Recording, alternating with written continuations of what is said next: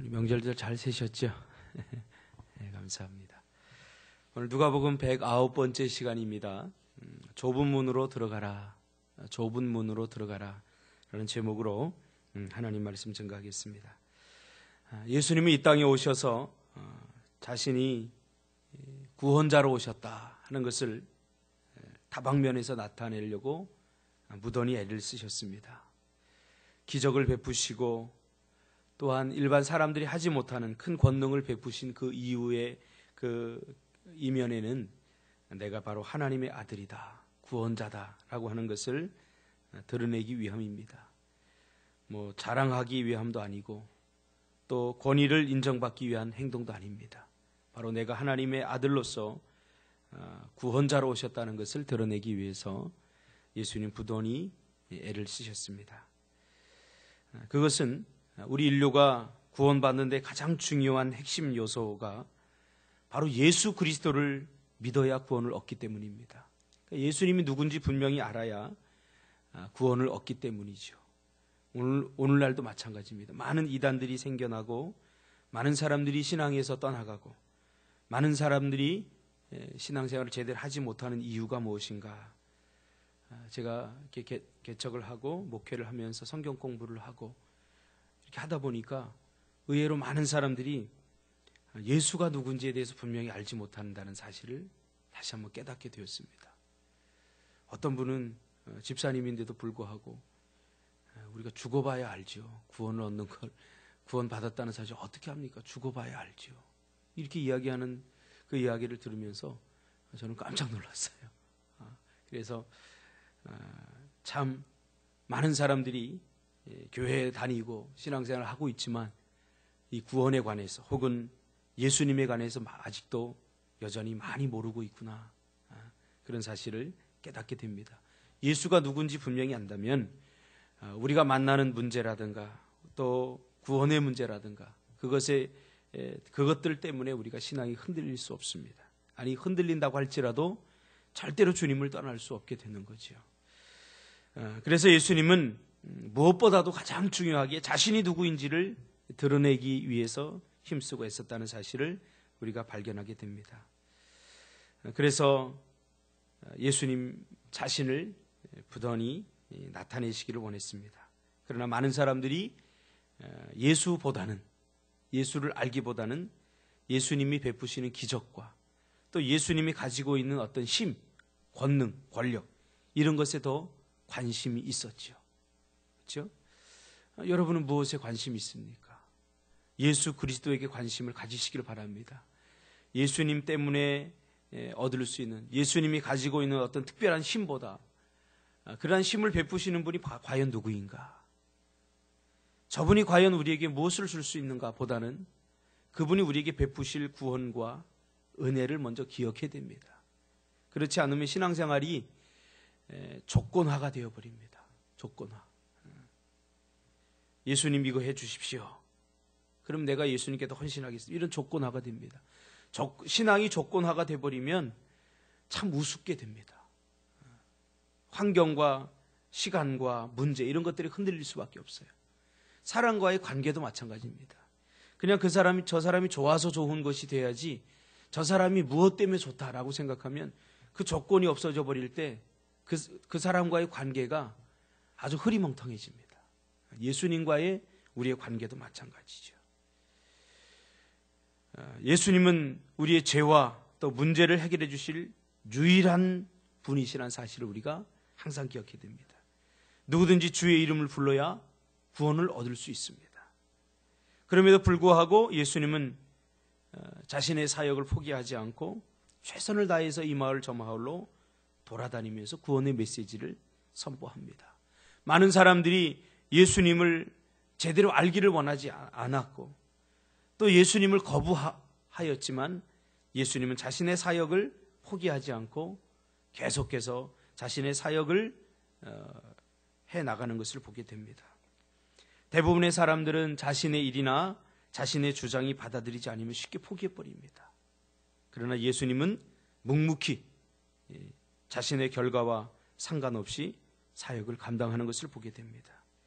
이렇게 여러 고을로 다니던 중에 한 마을에서 한 사람이 질문을 하죠. 오늘 본문에 보니까 주님, 구원을 받는 자가 적습니까? 이렇게 질문합니다. 이 말은 도대체 구원을 받는 자가 얼마나 될까요? 라는 질문이죠. 그러면서 매우 적겠죠. 구원을 받는 자가 매우 적겠죠. 이런 부정적인 의도가 숨겨져 있죠. 그때 예수님은 그래, 구원받는 자가 적다.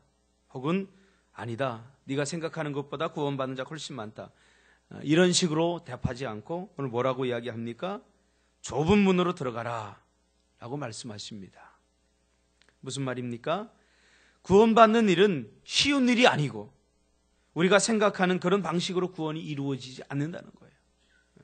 그러니까 이 말을 우리가 그냥 평면적으로 받아들이면 좁은 문으로 들어가라, 이 말을 구원받는 것은 어떤 인간의 노력이나 인간의 힘에 의해서 되어지는 것이다, 그렇게 생각될 수도 있어요. 그렇죠? 구원받으려면 좁은 문으로 들어가라, 그렇게 조건으로 받아들일 수 있게 되는 거죠. 그러나 그런 말이 아닙니다. 구원받으려면 좁은 문으로 들어가라, 그 말이 아니라 결론적으로 말씀드리면 구원은 인간의 노력에 의해서 또 인간의 어떤 힘에 의해서, 애씀에 의해서 되어지는 것이 아니다. 구원은 철저히 하나님의 은혜다. 그러나 이미 구원받은 사람은 좁은 문으로 들어가려고 하는 노력과 애씀이 있다 라고 말하는 거죠. 그러니까 내가 좁은 문으로 들어가려고 하는 노력과 힘씀과 애씀, 그것을 통해서 구원을 얻는 것은 아닙니다. 구원은 철저히 하나님의 은혜입니다. 그러나 이미 구원받은 사람에게는 좁은 문으로 가려고 하는 그런 거룩한 노력과 애씀이 있다는 사실이죠. 그것을 이야기하고 있는 거죠. 좁은 문으로 가려고 하는 애씀과 수고와 노력을 하는 사람들, 그 사람들이 바로 구원받은 사람들이라는 거죠. 구원받음의 조건이 노력과 애씀이 아니라는 사실입니다. 제가 신앙생활을 하면서 이런 사고를 가지고 있는 사람들을 종종 발견하게 됩니다. 야, 구원이 하나님의 은혜고 모든 것을 하나님께서 다 아시는데 내가 노력한다고 뭐 될 것도 아닌데 내가 뭐 노력해봤자 소용이 있겠느냐? 모든 걸 하나님께서 다 알아서 해주실 것이지. 그러면 나는 아무것도 안 하는 사람이 있어요.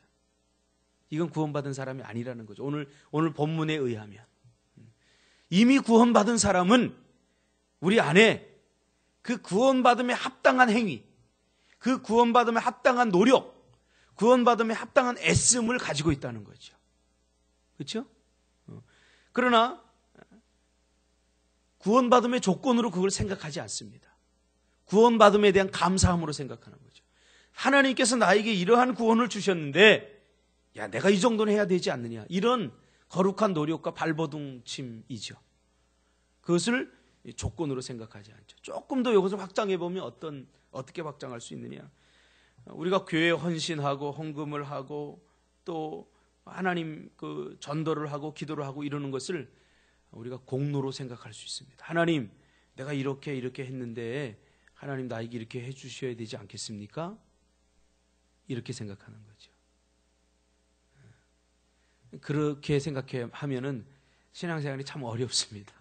자주 다운되고 침체에 빠지게 됩니다. 우리가 하나님 앞에 헌신하는 것은 하나님께서 우리를 값없이 구원해 주시고 또 우리를 값없이 우리에게 베푸시는 은혜에 대한 그 조그만 몸부림에 불과한 거지, 내가 헌신하지 않아서 하나님의 나라가 망하거나 내가 헌신하지 않아서 뭐 하나님의 나라가 잘못되거나 그런 경우는 없습니다. 하나님 나라에는 일꾼들이 많습니다. 하나님 나라는 쓰실 사람이 없는 그런 궁색한 그런 나라가 아니죠. 그러니까 이 구원론에 관해서도 우리가 어떠한 그 논리로 접근하느냐에 따라서 공로주의자가 될 수도 있습니다. 지금 바리새인과 서기관들처럼 공로주의적 신앙을 가지면 자주 침체에 빠지게 됩니다. 그러니까 모든 것이 하나님의 은혜입니다. 여기서부터 출발해야 됩니다. 구원을 하나님께서 주신 은혜라고 생각하는 그러한 결단이 있어야 되는 거죠. 그러면 우리의 기도와 헌신과 또 하나님 앞에 드리는 모든 것들은 그것에 관한 감사다. 그러니까 오늘 좁은 문으로 들어가라. 그 말은 좁은 문으로 들어가야 구원을 얻는 것이 아니라 너희들은 이미 구원을 받았기 때문에 구원받는 자답게 살아라. 구원받는 자들은 넓은 길로 가지 않는다. 좁은 길로 간다. 그렇죠? 예수 믿는 것이 결코 쉽고 편한 길이 아니다. 넓은 길로 가는 게 아니라 구원받는 자는 좁은 길로 가야 되는 그러한 사람들이다라는 것을 예수님께서 말해주고 있는 것입니다. 그리고 두 번째로는 구원받음에 대한 것, 또 문제 해결에 대한 것은 기회를 잡는 거다라고 말하는 거죠. 오늘 본문에 뭐라고 나옵니까? 문이 닫힌 후에 밖에서 문을 두드리는 후회하는 자가 아니라 구원의 기회가 왔을 때 그것을 잡는 사람이 하나님의 은혜로 믿음으로 말미암아 구원을 받는 자의 모습이다라고 말하고 있는 거죠. 굉장히 때가 중요합니다. 때가. 기도할 때가 있고요. 또 일할 때가 있습니다. 예배할 때가 있고요. 또 헌신할 때가 있습니다. 그러니까 이미 구원받은 하나님의 백성들은 이 때를 잘 아는 거죠. 은혜 받을 때가 언제이고 기도할 때가 언제인지. 우리 마음속에 나는 언제든지 기도할 수 있어. 나는 언제든지 헌신할 수 있어. 이게 아니라는 거죠. 때가 굉장히 중요합니다. 그래서 때가 우리에게 왔을 때 목숨을 걸고 해야 됩니다. 기도해야 될 때가 있고요. 또 기도해도 소용이 없을 때가 있습니다. 제가 이렇게 이야기하니까 또 기도해도 소용이 없구나 그렇게 생각해서는 안 됩니다. 때가 중요하다는 것. 때가. 사람이 물에 빠졌을 때도 살려주세요 해야 될 때가 있죠. 때가 지나버리면 구해도 이미 목숨이 끊어질 수가 있습니다. 그러니까 신앙생활을 해보니까 여러분도 알겠지만 때가 굉장히 중요합니다. 우리 아이들도 공부해야 될 때가 있습니다.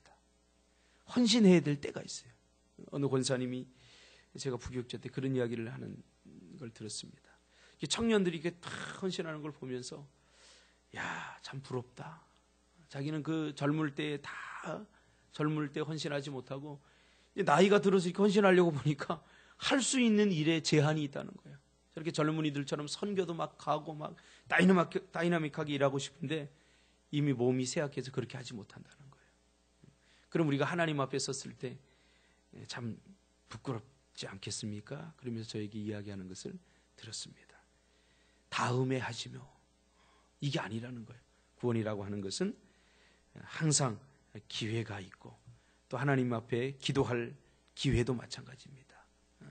제가 부교육자 때 어떤 그 권사님 한 분이 한 200m밖에 안 돼요. 교회와 거리가 200m밖에 안 되는데 몸이 많이 불편하셔서 그 거리를 거의 1시간 만에 오셔요. 막 숨이 차셔갖고 이렇게 걸어와서 한 10m 걷고 이렇게 한 10분 앉아 있다가 또 좀 괜찮으면 또 걸어가다가 또 10분 앉아 있다가 그러다 교회 앞을 한 200m밖에 안 되는 거리를 한 1시간 만에 새벽 기도를 이렇게 오셔요. 저는 몰랐어요. 그분이 이렇게 오시는데 이렇게 기침을 하면서 이렇게 오시는데 제가 그 다음부터는 이렇게 태워다 드렸어요. 권사님 제가 모셔다 드릴게요. 근데 그게 그렇게 감사했던 모양이에요. 그분이 새벽에 이렇게 오실 때 사과 이렇게 그 가수원에서 난 사과도 이렇게 몇 개씩 싸다 주면서 너무 감사하다고.